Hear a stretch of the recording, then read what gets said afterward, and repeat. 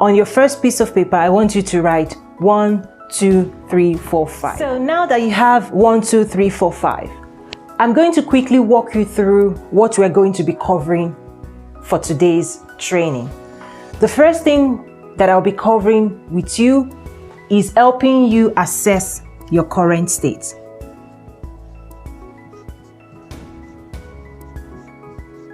We want to make sure that we understand what your assets are, your resources, your team,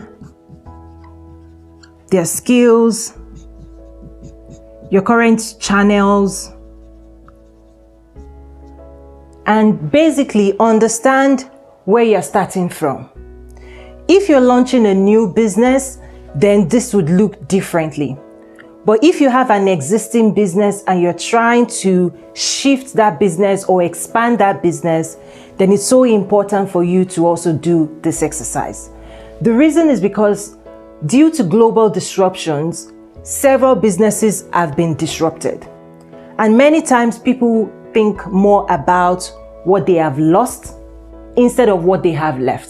So this exercise would help ground you in the sense of these are the things I have in order to move forward with.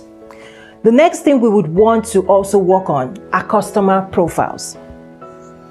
Customer profiles. These are the profiles of your potential customers. In order to do this well, this exercise well, you will need EQ, empathy, and you're going to need empathy and what we call customer obsession.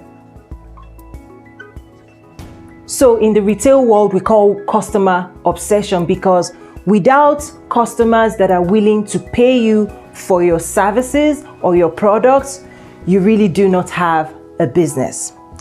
Also, for each of the profiles, we will need to understand their pain points and their gains. For the gains, we want to understand for each of the customer profiles, what do they hope to gain?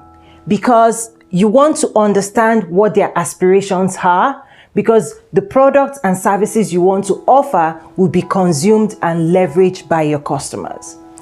Also, their pain points. Customers could be having a pain point today that your service or your product would help remove. For example, in the luxury industry, an example of a gain would be helping your customers look good.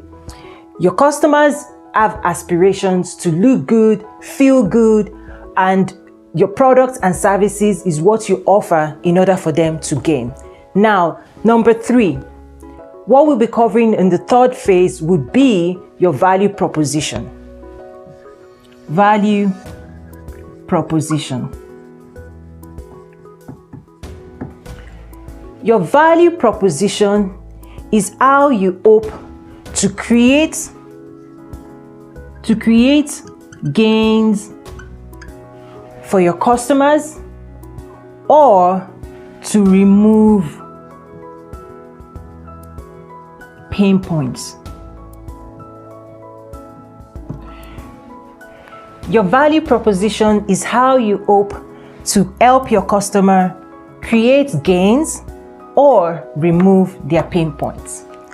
After covering your value proposition, we're going to move on to creating your business model.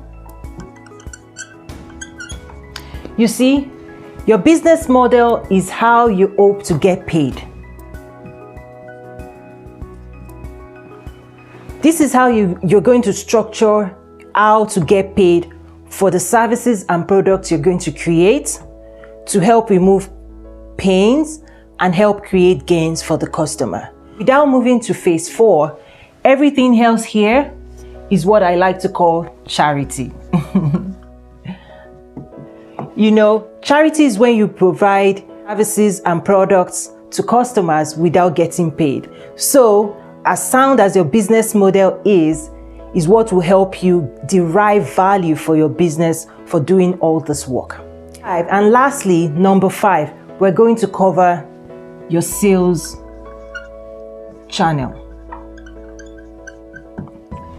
Your sales channel is how you hope to distribute and be able to connect with your customers. So these are the 5 topics we will be covering as part of the sales and business development training. Okay?